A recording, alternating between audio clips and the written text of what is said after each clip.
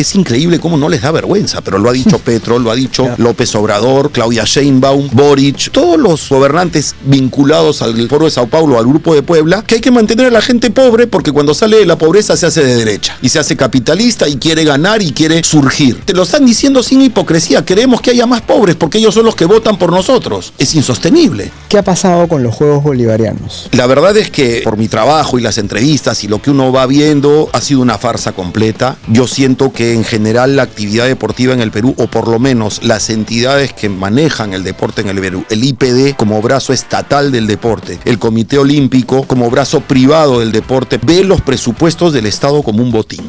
Y lo que me preocupa es que no escucho a candidatos hablar de visión de país. ¿Cómo quieres ver al país en los próximos años? Yo quiero ver un país exportador. Perú no es un cuento hablar de que Perú puede ser potencia.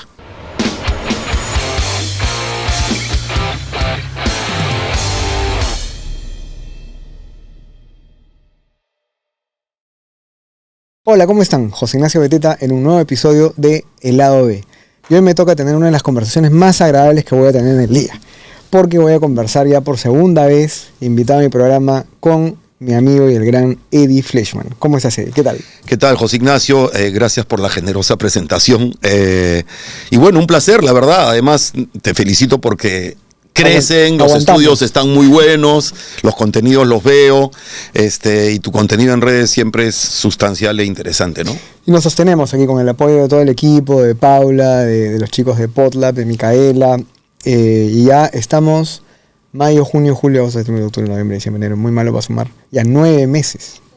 Ya estamos por parir. 9 meses, entrando el 2026, o sea, ya estamos en nuestro segundo año.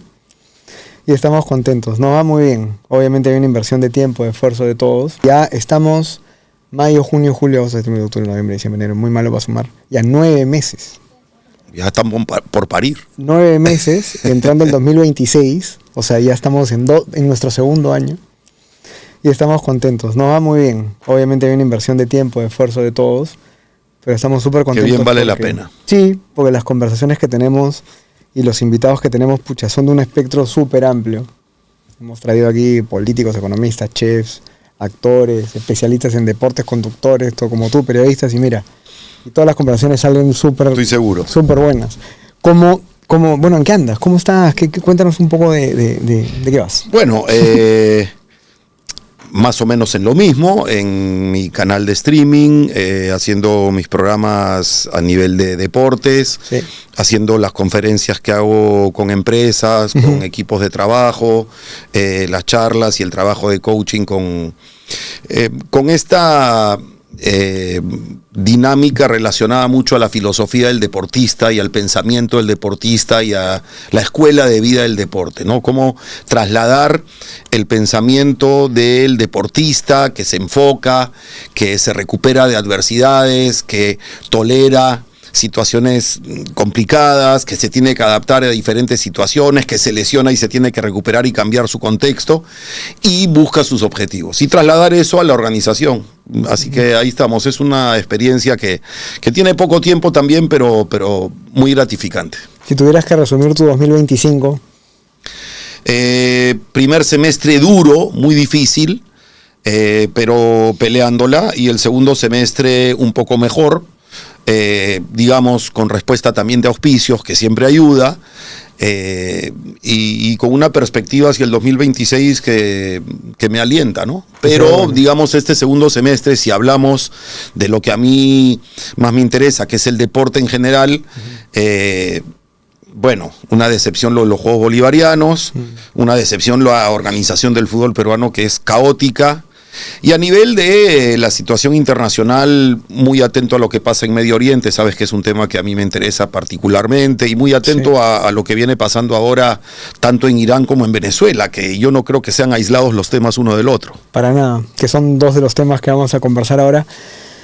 Pero te preguntaba por el 2025, porque creo que el 2025 ha sido un año crítico, sensible, ¿no? Sí, pero que termina, creo, componiéndose un poco, porque de pronto cuando llega la salida de Dina Boluarte, entrábamos en una situación de incertidumbre que sin embargo a mí me sorprendió. Cambiamos de presidente con una frecuencia asombrosa, pero el dólar se cayó. Sí. Es decir, la estabilidad económica, la visión del país, la solidez macroeconómica del país se sostuvo y bueno, tenemos ahí a la encargatura del presidente José Gerí, que dentro de todo está llevando el barco hacia las próximas elecciones, ¿no? Sí, y lo que muchos pensaban que era imposible, porque recuerdo muchos empresarios decían, no, ya no saques a Boluarte, ¿no? Ya no me la toques, no la saques, la estabilidad. Y como tú bien dices, hubo un momento que ya era insostenible la señora esta. Sí, ¿no? La verdad que sí. Pero bueno, es terrible porque ya quizá hay temas que no conozco suficiente, pero con qué facilidad se cambia presidentes en el Perú es llamativo, pero por otro lado, debemos ser el país que con mayor resiliencia y claridad mete preso a los presidentes delincuentes. No vemos así nomás en Sudamérica presidentes o expresidentes que vayan a prisión por sus delitos. Sí. Y en el Perú creo que en ese sentido da un ejemplo a Sudamérica, ¿no? A la región. Sí, obviamente la parte económica se sostiene mucho por la informalidad, que finalmente si tuviéramos un Estado más presente y más interventor, fíjate lo que yo estoy diciendo, que yo considero que ya es intervencionista, pero si fuera más todavía, la economía y la política irían de la mano y por lo tanto tendríamos más inestabilidad económica. Puede ser, pero creo que la autonomía del BCR es fundamental, que el capítulo económico de la Constitución sigue siendo piedra angular para esa estabilidad, ¿no? Es el otro tema. O sea, por un lado, el mundo ampliamente informal que tenemos sostiene el 80% de la población y por otro lado las estructuras están claras. Entonces, claro, hay cosas en el Estado que son muy cochinas, muy podridas, muy corruptas, pero las columnas están ahí todavía sólidas. Todavía sólidas, ¿no? Ahora, en términos internacionales, tú lo mencionaste, ya se está poniendo más fea la cosa, ¿no? ¿Cómo lo ves tú? Porque... ¿Más fea en qué sentido? En el sentido de que ya se están viendo, obviamente, cómo estos poderes grandotes están empezando a ajustar sus fichas. China, Taiwán, Rusia, Ucrania, Estados Unidos, Venezuela. O sea, ¿no crees tú que se está desplegando un tablero en el cual estas confrontaciones ya se van acercando? Yo no sé si se están acercando las confrontaciones o se están descomprimiendo tensiones. Porque, por un lado, Estados Unidos ha tomado decisiones primero con el tema de aranceles. Trump pareciera tener un estilo de ir con la pierna en alto, saltarte a la yugular y después sentémonos a negociar. Entonces como que baja el tono y va regulando ciertas cosas. China en lo suyo, Rusia con Ucrania, pero no se ve una confrontación más allá de lo que se dice a nivel de prensa, creo yo, a nivel público, no se ve una confrontación abierta y claro, creo yo también que nosotros nos enteramos solo de lo que ellos quieren que nos enteremos. Totalmente de acuerdo. Y hay muchísimo debajo de la mesa que no sabemos y que está pasando. ¿Tú te acuerdas de 1984? La novela de George Orwell. Sí. En esta novela, en el mundo habían 3 bloques y estos 3 bloques supuestamente eran enemigos y cada cierto tiempo alguno entraba en guerra, ¿no? Pero en realidad el contexto de la novela es que en verdad nunca sabía si estaban en guerra o no. Simplemente que a la gente tenías que decirle que estaban en guerra para que tengan todo este patriotismo zombie, ¿no? Y aunque no lo creas, claro, este bloque más occidental, este otro bloque más euroasiático, vamos a llamarlo así, ¿no? O asiático, Rusia, China, lo que sea. Y nosotros que somos más o menos una doncella, pues una vedette, porque estamos en medio de todo el rollo, ¿no? Pero voy a lo que veo es que tienes un poco de razón. Es que probablemente no se confronten, pero nos van a hacer sentir todo el tiempo que se podrían confrontar. Claro, nos van a hacer sentir que estamos miedo. En vilo. Así es, y que tengamos estamos miedo. En vilo, pero no sé si es tanto así. No sé si es tanto así y más bien lo que están haciendo es repartirse el tablero. Ya, ocúpate tú de esto, yo me ocupo de esto, tú no te metes conmigo, yo no me meto contigo. Porque llegan a límites en la narrativa, fíjate, que son bien peculiares, ¿eh? Eso no pasaba en la historia antes. O sea, cuando tú revisas la historia del siglo XX y las guerras, ya los problemas diplomáticos prácticamente gatillaban una guerra. acá ha habido un buque ruso con petróleo venezolano, ¿no? Acompañado por buques militares rusos, los gringos detrás, y eso en 1963 hubiera sido una crisis de los misiles. Sí, claro. ¿Te das Como cuenta, la de Cuba. ¿no? Claro. Y acá es simplemente como, sientes que se están persiguiendo, pero en verdad parece que fuera toda una pantomima, ¿no? Lo mismo pasa con China y con Taiwán. Yo siento que ¿no? esa relación de Trump con Putin no es tan hostil. Para nada. Ni con el presidente Ajá, ni Xi con Jinping. Xi Jinping. Ajá. Entonces, una cosa es lo que vemos de la superficie hacia afuera y otra cosa es lo que está debajo del agua, ¿no? El lado B necesita de ti. Así que suscríbete al canal, ponle like al video, comparte y síguenos en nuestras redes que están apareciendo aquí, del lado B en TikTok y también mi cuenta en Instagram.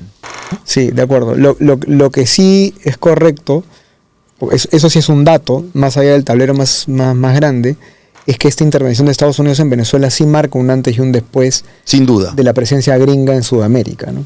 Sin duda, y bueno, creo que nos ha develado una enorme hipocresía.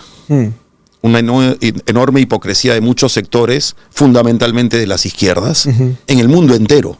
Sí. Porque todos de alguna forma teníamos casi con unanimidad que había una dictadura en Venezuela desde la época de Chávez, que había expropiaciones fuera de la ley, que había un atropello a una constitución que se recompuso haciendo un pequeño folleto para que ellos manejen el país como les daba la gana. Con Maduro siguió igual o peor. Maduro me hace acordar a Saddam Hussein.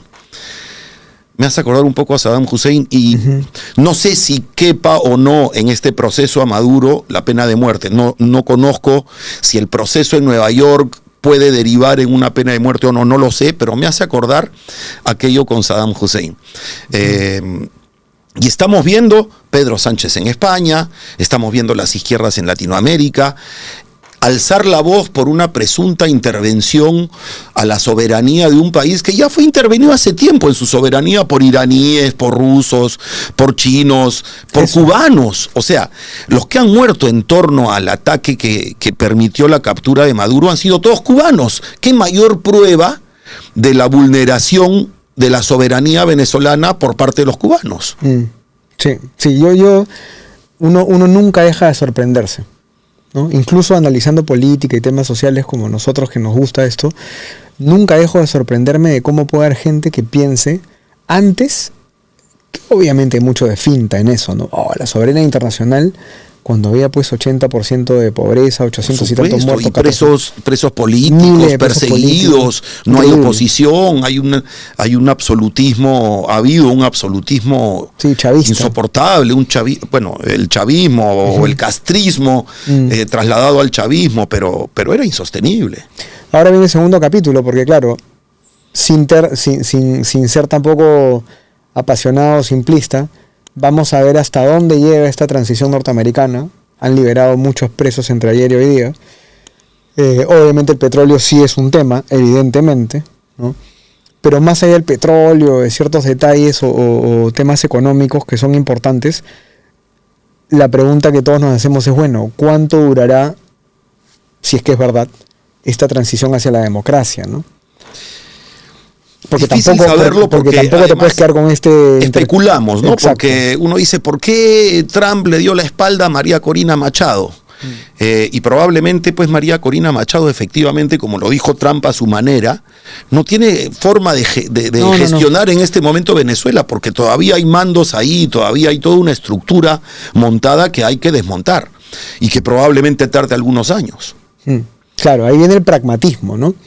La gente va a pensar cuándo llega la libertad a Venezuela y lamentablemente el camino no es tan fácil. No es tan rápido, pero cuando se dice, no, pero el petróleo, yo creo que lo mejor que le puede pasar a los venezolanos es que Estados Unidos abra la inversión de las grandes petroleras en Venezuela y la exportación a un precio justo y no la entrega simplemente del crudo venezolano a los países a los cuales estaban entregados, a Irán, a Cuba. Y el tercer capítulo es, ¿intervendrá más Estados Unidos políticamente, económicamente en Sudamérica o se van a quedar así contentos con esto? También es adivinar, pero mi percepción es que ellos saben el efecto dominó que puede generar lo que ha pasado con Maduro. Saben el proceso en Argentina. Yo creo que Colombia está en vías de elegir a las antípodas de Petro. En Chile ya sucedió. En Ecuador lo mismo. Paraguay no es un problema. Uruguay tiene una izquierda mucho más racional, mucho más moderada. Y esperemos que aquí en el país tampoco no caigamos en esa trampa del castrismo, del chavismo, del socialismo de nuestro tiempo, ¿no? No tendría, a ver, tiene mucho sentido pensar que el péndulo en el Perú también se va a ir hacia el mismo sentido. Hacia la derecha. Porque además, quienes dudan sobre por quién votar, eso lo planteé también en la red de X, es muy fácil darse cuenta. Si yo no sé en cuál de las veredas tengo que estar, por lo menos puedo ver quiénes están en cada vereda para saber con quién me alineo yo más. Si nosotros vemos quiénes están en la vereda de los que defienden a Maduro, tengo que tener clarísimo que tengo que estar en la otra vereda. Sí. Y creo que para los peruanos esa puede ser una buena forma de medir. Y ahí a mí me pareció impresionante políticamente, te digo yo, porque, a ver, la variable número uno es si tú eres candidato de izquierda y te quieres ganar a tu izquierda, ¿no? Podrías llegar a tener un discurso así, según tú, en tu cabeza, ¿no? Como quiero ganarme el nicho de la izquierda peruana, voy y defiendo a Maduro. Pero Maduro es indefendible. Porque además hay un factor social importante y es que a los peruanos del pueblo, y esto hay que ser muy claros y honestos, no le gustan los venezolanos. No, o sea, les quitan oportunidades de trabajo, exacto, les compiten la posibilidad de trabajar. El venezolano en la sierra, el venezolano en zonas rurales, es visto como una competencia desleal. No los quieren, suena durísimo, pero es así. Entonces, incluso desde ese punto de vista, López Chau, Sigrid Bazán, Verónica Mendoza, que han salido pero a despotricar contra esto, o sea, no están ganando votos, no han ganado nada. Bueno, es que a mí me parece bastante coherente eso, porque claro, que salgan, digamos, teniendo la línea política que tienen, me demuestran que no son muy inteligentes, y como no son muy inteligentes, están cometiendo torpezas. Por eso decía, estratégicamente incluso ni siquiera es una buena idea. No. Así lo pienses, ¿no? No, así lo crees. Es indefendible y inclusive yo pensaría que un candidato de izquierda un poco más inteligente debería marcar distancia de Maduro. Sí. Y sin necesariamente estar a favor de la intervención de Trump, debería considerar que en las sumas y restas para el pueblo venezolano es beneficioso. Sí. Porque además uno ve en las redes sociales, hoy no hay secretos, uno ve las reacciones de los venezolanos en Venezuela y en el mundo, y es conmovedora la forma como sienten un nivel de alivio, a pesar de que no cambió demasiado todavía, pero tan solo con la salida de Maduro te das cuenta el nivel de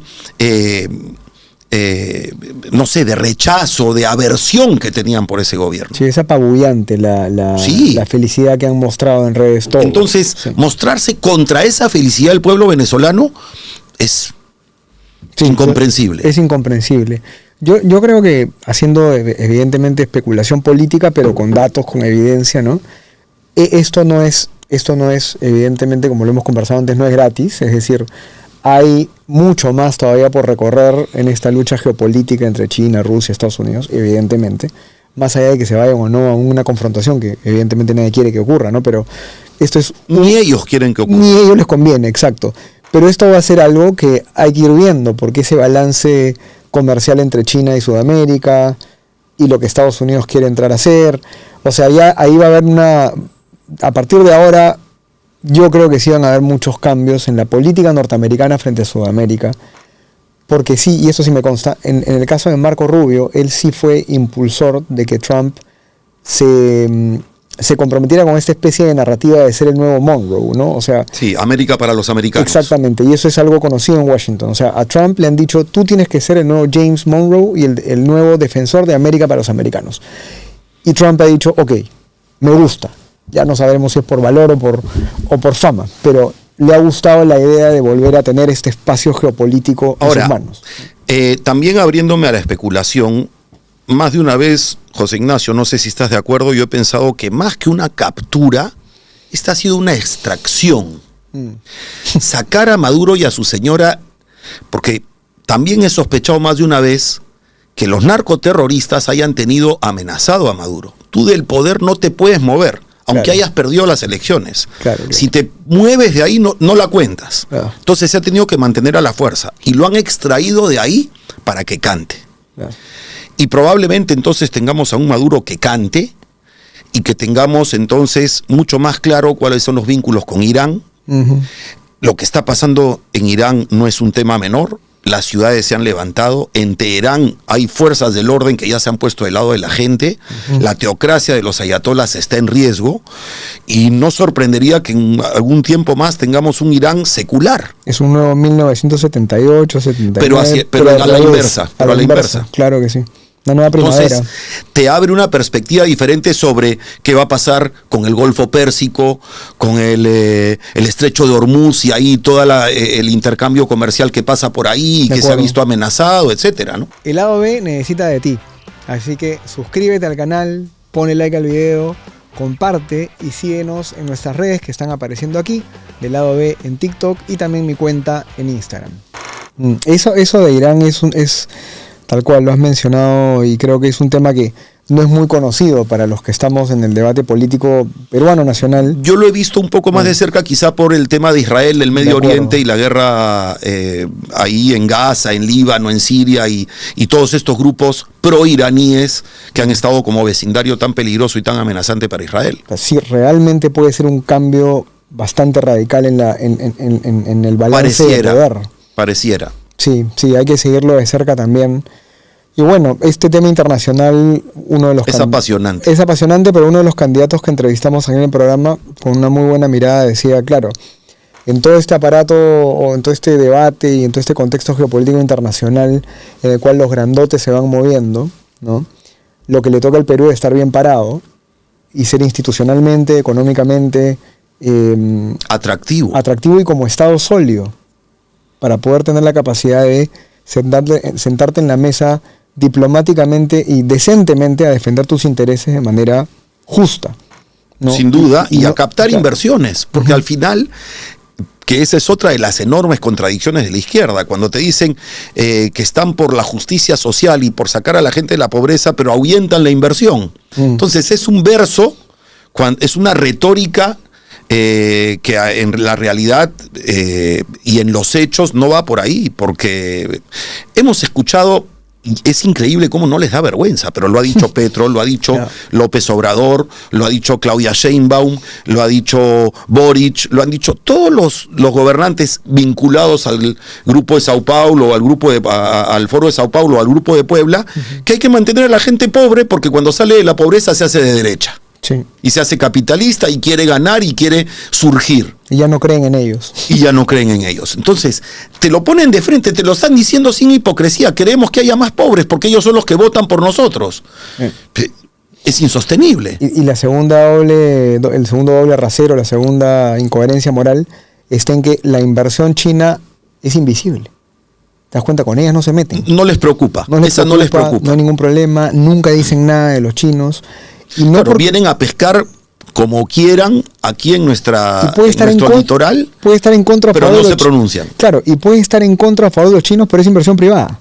Claro. Con el gobierno detrás, pero es inversión privada. Entonces, la inversión gringo occidental está mal, ¿no? Pero la inversión chinos, privada china sí está bien. No pasa nada, ¿no? Es como de locos, porque es bueno, por eso es que siempre digo que son zurdos farsantes, que es casi sinónimo ser de izquierda y ser farsante. Porque en los hechos lo demuestran, porque dicen A y hacen B, porque dicen una cosa pero creen auténticamente en otra. Sí, yo no entiendo todavía, porque efectivamente tú lo ves creo que hay una parte de esta izquierda que es maquiavélica, que lo sabe y se zurra en nosotros, o sea, nos miente. Nos miente de la forma más descarada. Creo que hay otra que está confundida, ¿ya? Y que tiene todo este romanticismo. Yo creo que hay una izquierda romántica confundida, más juvenil probablemente, más progresista, ¿no? Y luego ya está, o sea, están las redes sociales y los jóvenes que tú los ves ahí en estos videos en donde dicen una cantidad de estupideces, pero ya porque no saben nada. Bueno, ya es el wokismo que se basa en la ignorancia, que se sustenta en la ignorancia y en repetir una y otra vez cosas que no tienen un basamento real. Sí, ahora el Perú está positivamente muy lejos de eso.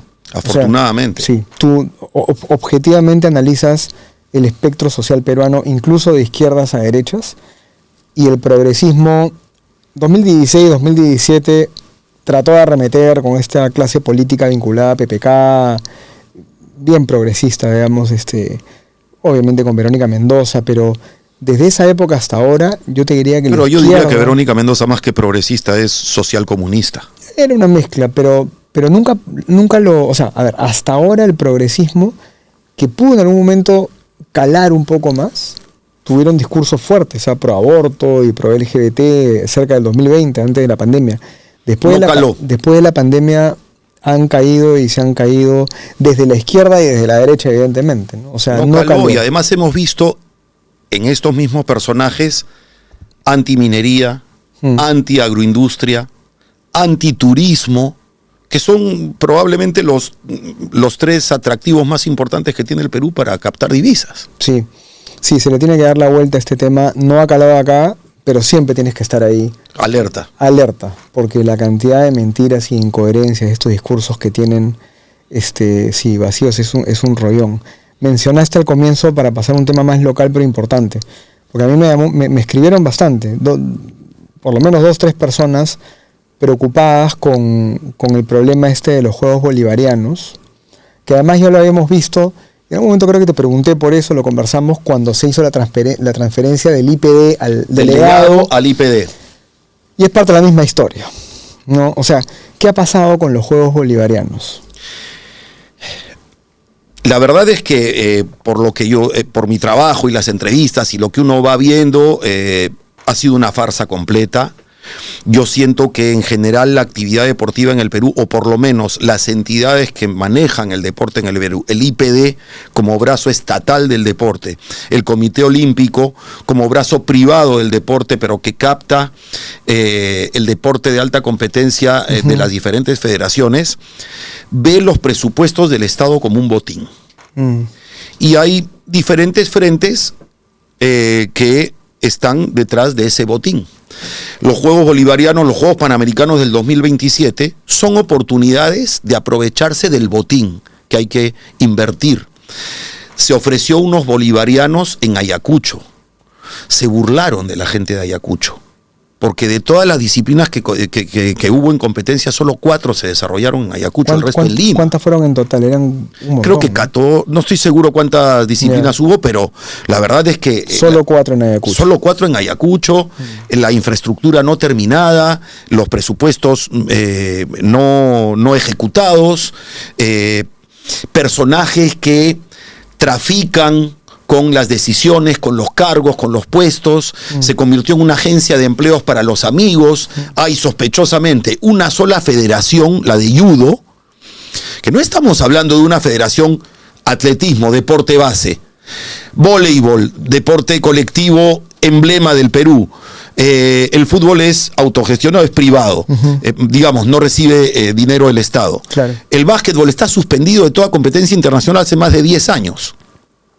Entonces lo que hemos visto es que, por ejemplo, una federación como la de judo recibe casi 6 millones de soles de subsidio del Estado, cuando otras federaciones no llegan al millón. Entonces tú dices, ¿por qué el judo? Y resulta que en manos de las personas del judo estuvo toda la organización de los bolivarianos. Y esa organización fue caótica. Las delegaciones llegaron aquí, habían hoteles ya contratados, pero a los que no se les pagó. Había delegaciones que llegaban y no sabían dónde era el alojamiento, dónde era la alimentación, con qué se movilizaban. Hubo personas a las que les robaron sus equipos en recintos oficiales de los juegos. Nadie salió a defenderlos, nadie salió a preocuparse por ello. Terminaron siendo realmente, y lo han dicho deportistas peruanos que tienen un recorrido, los peores Juegos Bolivarianos de la historia. Y han quedado en evidencia. Fue destituido Federico Ton, que era jefe del IPD, ahora está el señor Ludeña. El Comité Olímpico Peruano está lleno de cuestionamientos, presidido por Renzo Mangiari, que además él como abogado ha sido asesor legal de una decena de federaciones, entonces hay conflicto de intereses ahí, en fin, es caótico, es penoso. Yo conversamos con él, con Renzo, y te juro que me da una pena porque no lo conozco personalmente, lo conozco por el cargo que tiene, ¿no? Y cuando ves la estructura, él sí era muy, muy crítico del IPD y del Estado, o sea, sí dividía bastante bien la función del Comité Olímpico y del IPD y del Estado, o sea, sí se notaba que el Comité Olímpico era otra cosa distinta.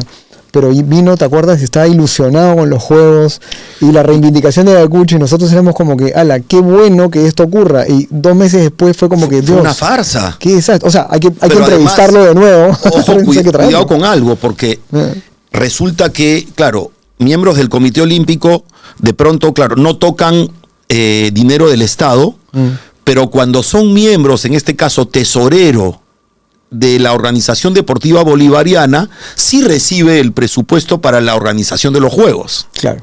Entonces, no como presidente del Comité Olímpico, no como miembro del Comité Olímpico, pero sí como miembro de ODEBO, de Organización Deportiva Bolivariana. Entonces, hay ahí cosas muy turbias. Hay que preguntarle, porque mi impresión, como te digo, fue no tanto ya lo personal, sino...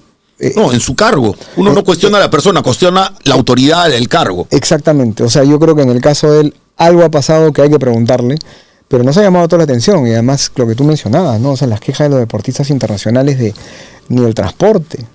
Se quedan varados en el aeropuerto. Pero además, hoteles que reclamaban pagos porque había reservas que no se cancelaron, delegaciones que llegaban y no sabían quién era la movilidad que los iba a recoger del aeropuerto, a qué hotel tenían que ir. Fue una vergüenza absoluta. ¿Esto puede condicionar o ya no el tema de los Panamericanos 2027? Yo diría que no, porque en la Organización Deportiva Panamericana, el presidente, que es Neven Illich, si no me equivoco, ese es su nombre, es chileno, que él respaldó la organización de Lima 2019. Yo creo que respalda todavía la sede del 2027, pero hay que tener mucho cuidado con las personas que tengan a su cargo la organización y el comité organizador de esos Panamericanos, porque si pretenden ser los mismos que han organizado los bolivarianos, te das la mano y tienes que contarte los dedos. El lado B necesita de ti, así que suscríbete al canal, ponle like al video, comparte y síguenos en nuestras redes que están apareciendo aquí, del lado B en TikTok y también mi cuenta en Instagram.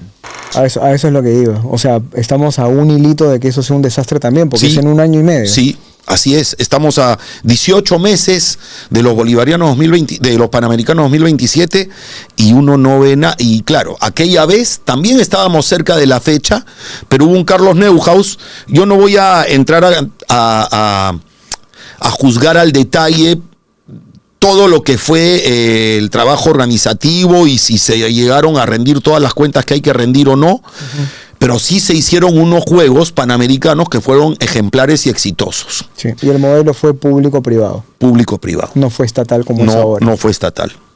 Sí, es un tema penoso ahora. Y es nuevamente la constatación, y creo que la discusión de Petroperú también nos lleva a eso, de que donde pone la mano el Estado hay incompetencia, hay corrupción y no se logran objetivos. Y esto pasa, es lamentable porque yo creo que un país que tiene una buena cultura deportiva, una buena gestión deportiva, un buen deporte, es un país que expresa desarrollo. O sea, es una señal de desarrollo tener... Y ahí hay algo que creo yo tiene que ver con visión de país y con decisiones del Ejecutivo. Por ejemplo, en este momento el IPD está bajo el paraguas del Ministerio de Educación. Y yo creo que el deporte, desde el lado del Estado, tiene que ser visto como una disciplina para la salud preventiva de la población. Nosotros necesitamos tener una población que en su mayoría tenga la actividad física como parte de su hábito de vida. Porque si tú desde el Ministerio de Salud impulsas la actividad física, vas a tener menos enfermos, menos atenciones, menos medicinas, menos gasto en salud. Haces mayor inversión en deporte en la población, deporte amateur, deporte recreativo, actividad física como hábito de vida, como escuela de vida, y vas a tener menos presupuesto en salud. Y en educación, el deporte te disciplina, el deporte te mentaliza, el deporte te enfoca. Competir, lo dijo Gareca antes de salir de la selección peruana, es lo mejor que le puede pasar a los chicos, competir. Perder es una posibilidad que enseña. No es un fracaso como con ligereza se dice, fracasó. Sí, pero no hay un exitoso que no haya fracasado. No hay un ganador que no haya perdido. Entonces yo siento que el deporte siempre ha estado en la maletera del auto. A nadie le ha interesado, salvo para la foto con el campeón esporádico que aparezca, pero tiene que ser eje central del desarrollo de un país. El deporte como actividad para la salud de la gente y para la cabeza, para la mentalidad de progresar, de crecer, de competir para ser mejor, de una visión de superación, de entrar en un círculo virtuoso de superación permanente. Está muy bien. Desde el deporte lo puedes llevar, y eso es lo que trato de llevar cuando hablo de las organizaciones y la empresa, desde el deporte estás en condiciones de decir, bueno, en este contexto me toca ser mejor de lo que fui ayer. Al final compito contra mí mismo. Compite uno consigo mismo. Y trata de ser mejor que sí mismo. Yo no voy a poderle ganar a nadie más si no me venzo a mí, si no venzo mis limitaciones. Pero lamentablemente yo creo que aquí el deporte no es tomado en serio, nunca lo fue. No hay una política deportiva en el país.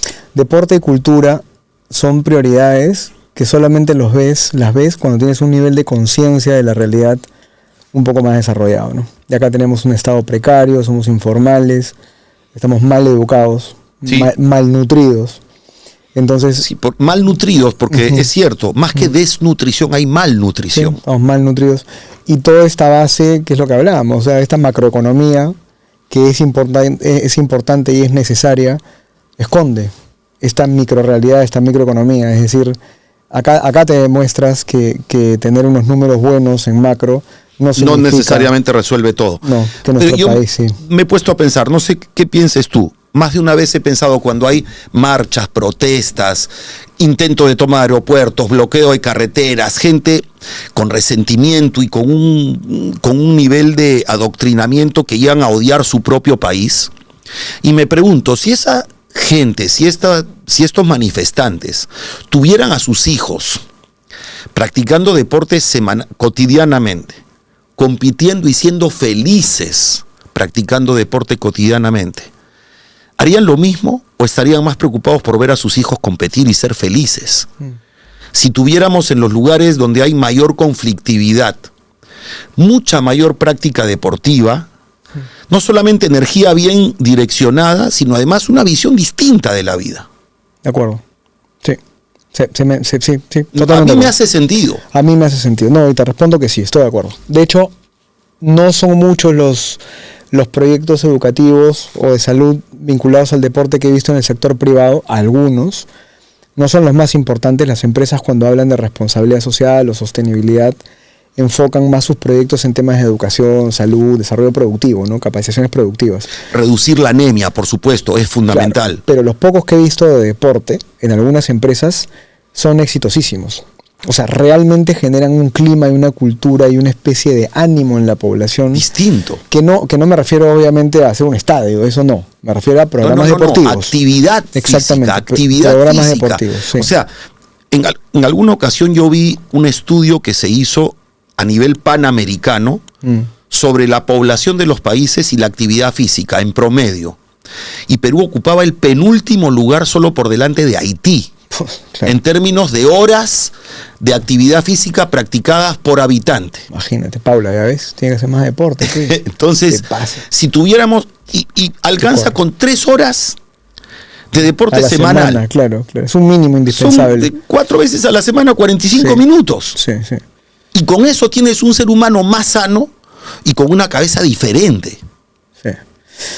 Sí, ay Dios mío. Es que este país tiene tantas oportunidades, tanto potencial. Nuestra clase media, hay muchos sectores que tienen más posibilidades económicas, lo viven. Pero esto se trata del 80% de peruanos que no lo tienen. Que no tiene la posibilidad. Así es. Entonces, claro, tú que estás haciendo yoga estás feliz, pero claro, tienes 8 de 10. Es una decisión individual, pero si tú tienes programas... Hace poco vi en una red social que había, no sé si era en China o en qué país del Oriente, que en función a la cantidad de flexiones o de planchas o de abdominales que podías hacer, te hacían descuento en la movilidad pública. Sí, también hay un país europeo que lo hace, en Europa del Este. Sí, no es uno, son varios países. Y alguna vez pensé, ¿por qué no buscar la manera que la gente que esté en condiciones de mostrar mejor evolución? Porque, claro, no todo el mundo tiene una condición atlética óptima, pero si hay una persona que evoluciona positivamente, bajó de peso, logró una mejor performance, redujo su nivel de grasa en el cuerpo, redujo su colesterol, no sé, hay formas de medirlo, que pueda lograr descuentos en tributos, en predios, en arbitrios, en alguna forma encuentre la manera de beneficiarse económicamente de ser más sano. El lado B necesita de ti, así que suscríbete al canal, ponle like al video, comparte y síguenos en nuestras redes que están apareciendo aquí, del lado B en TikTok y también mi cuenta en Instagram. Totalmente de acuerdo. Sí, es algo que se puede hacer. Yo creo que se puede hacer. Ese es el tema. O sea, yo creo que lo bonito y a la vez lo frustrante es que no son ideas que no se puedan realizar. Se pueden realizar. Pero por supuesto, y implementarlo no difícil. ser tan difícil. Solamente necesitas una burocracia, funcionar en el Estado. Y un aplicativo que cada uno se baje del municipio de cada ciudad, sí, que lleve el control de cuántos pasos diste en la última semana, cuánto trotaste, cuánto fue cuántas pulsaciones, en fin, sí, maneras de medir el rendimiento físico y que entonces los que mayor evolución logren tengan algún tipo de beneficio. Beneficios de algún tipo. Y eso sí va a redundar en menos inversión o menos gasto en público, salud. Sí. Ahora, entrando en este tema, pues el tercer tema del día, digamos, y que tiene que ver con esto, tal cual.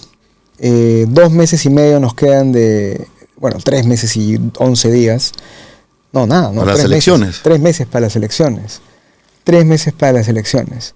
Hemos hablado que el péndulo podría irse un poquito hacia la derecha, hemos hablado, digamos, de cómo el Estado tiene muchísimos problemas y es el gran problema, creo yo, el problema de fondo para nuestro país. ¿Cómo ves las elecciones? ¿Cómo estás viendo el panorama electoral? La verdad que bastante incierto porque hay un nivel de atomización de candidaturas que me lleva a pensar que sí, que hay los favoritos, que hay apariciones interesantes, que a partir de lo que pasa en el contexto internacional, las izquierdas no parecen estar en un momento óptimo, ni mucho menos, y eso ilusiona, pero después hay que ver, porque somos impredecibles. La gente se toma más tiempo para decir qué celular compra que qué candidato presidencial elige. Sí, todavía hay un 50% de no saben, no opinan. Sí. Tranquilamente, y probablemente muchos de los que creen ya saber van a decidir algo diferente en la cola. Además. De la votación. Y lo que me preocupa es que no escucho a candidatos hablar de visión de país. ¿Cómo quieres ver al país en los próximos años? ¿Qué visión tienes del país? Yo quiero ver un país exportador. Perú no es un cuento hablar de que Perú puede ser potencia. Si tú logras que la explotación minera redunde en beneficios económicos para el país, pero sobre todo que se ejecuten. A mí me preocupa mucho el tema de la regionalización y los gobiernos regionales, que creo que es un tremendo obstáculo para no salir del subdesarrollo. Me preocupa muchísimo porque los gobiernos regionales, está probado, están llenos de corrupción, de ineficiencia.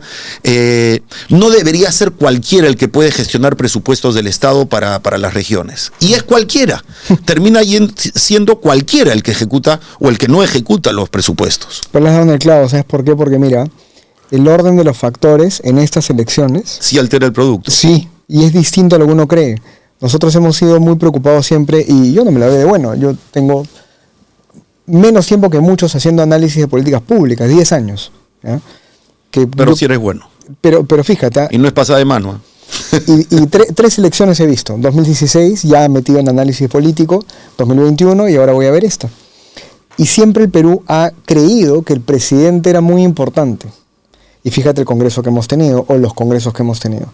Y tú le has dado en el clavo, porque más allá incluso que el presidente del Congreso, hoy día el 55% del presupuesto ya está en los gobiernos locales y regionales. Y esa es la coladera de plata y la coladera de responsabilidades, porque luego viene el gobierno regional y le echa la culpa al gobierno nacional Y el gobierno nacional le dice, de cholo, pero tú tienes el 55% del presupuesto. Así es. Tú tienes plata y no ejecutas. Entonces, si te pones a pensar, las elecciones de noviembre del próximo año... Las regionales. Sí. Esas son más importantes, son quizás. Tan importantes como las de abril 12. Sí. Sí. Y bueno, desalienta, pero al mismo tiempo creo que tenemos un país con tremendas oportunidades. Tremendas oportunidades. Sí, yo creo que, mira, mi intuición rápida es los candidatos grandes, entre comillas grandes, ¿no? Que igual son enanos, ¿no? Pero que están primeros en la lista, están preocupados en este momento en minucias. No sé si es estrategia, pareciera que sí, ¿no? Keiko haciendo cachaditas y sonceras, ¿no? Y sus candidatos también. Rafael López Aliaga peleándose con todo el mundo, ¿no? Bla, bla, bla, ¿no? Bueno, Mario Vizcarra ya desapareció, ya lo sacaron, ¿no? Carlos Álvarez no dice nada. José Williams, que apareció recién para sustituir a... Recién acaba de aparecer Williams y sigue en silencio. O sea, ya tiene 2 o 3 semanas y está en silencio. Hay alguna campaña en redes, ¿no? Videos, cosas está que muy se buena. ha soltado. La campaña se nota que está bien hecha. Carlos Spa, callado todavía, apareciendo, pero callado todavía. Pero es los chiquitos, ¿no? Entonces, claro, a eso voy. O sea, es lo que tú dices. Más allá de incluso antes de la visión del país, ni siquiera se nota un interés de los candidatos actuales por ya aplomarse y empezar a hablar de cosas serias. De proyectos. Sí. Y lo que me preocupa también es que, digamos, yo también veo muchas elecciones sin el nivel de profundidad de análisis que haces tú, porque no es mi trabajo, no ha sido mi especialidad, pero siento que en general el peruano elige por la cara del candidato. Así y es. no equipos. Entonces hay que preguntarle al candidato, ¿quién va a ser tu ministro de Economía? ¿Qué vas a hacer con el Banco Central de Reserva? ¿Quién lo va a manejar? Ya López Chau dijo lo que quiere hacer con el Banco Central de Reserva. Suficiente. Sí. Chau López. Y la Asamblea Constituyente y defendió a Maduro. Ya se ganó, se ganó todos los boletos. Claro, se compró todos los boletos. Solito. Pero no ves en los programas, en las entrevistas, que alguien diga, esta figura va a ser mi ministro de Economía. Él va a ser el ministro de Comercio Exterior y Turismo. Este otro va a ser el ministro de la Producción. Y lo que queremos es que la minería logre esto y que la gente trabaje de esta manera y que la localidad reciba esto y se desarrollen estos proyectos. No lo ves. Todo está en qué pasó con la fiscalía, quién fue más corrupto que el otro, quién fue preso y por qué no metieron preso al otro. Entonces es como que estamos... Perdóname el término, jugando con la caquita. Sí. Nos estamos discutiendo esteras sin ver el proyecto del país. Esto es de locos. Y esta entrevista, como ustedes saben, sale en breve. La van a ver en vivo, o mejor dicho, es grabada, pero la van a ver muy pronto. Y estamos en enero todavía, lo podemos decir, inicios de enero todavía. Y entonces, claro, el llamado es... ¿Cuándo te vas a poner a hablar de cosas serias? Ok, ya pasaron las fiestas. Pero no solo los candidatos, inclusive los comunicadores, los periodistas, no preguntan estos temas. Sí. No hablan de estos temas, no son insidiosos en estos temas. Están preocupados en tonterías, sí. Vamos a ver cuánto más dura. Porque siempre en campaña política te dicen, no, mira, fines de enero, no, mira, la campaña calienta en febrero. No, ya, está bien. Pero están más por lo efectista que por lo efectivo. Este pedido de reformas, de propuestas, de hablar de Estado, de visión de país y de proyectos, es algo que no deberíamos estar pidiendo 3 meses antes. Ellos deberían estarlo exponiendo ya una y otra vez y queriendo estar en espacios y buscando espacios y queriendo exponerlo. Conferencia de prensa, PowerPoint, vean, esto es así, esto vamos a lograr, esto tenemos que conseguir en 1 año y en 2 años esto otro. A nadie le importan los planes. Vamos a ver cuánto dura más esta conversación nimia, superficial y ligera de detalles tontos y cuándo en verdad estos candidatos grandes o pequeños empiezan a hablar en serio. Ojalá. Bueno, excelente y como siempre. Gracias, José Ignacio, un placer enorme. Gracias a ti por estar con nosotros. Gracias. Empezando el 2026 con Eddie Fleischmann, muchas gracias por estar con nosotros en este episodio de El Lado B. Nos vemos en el siguiente.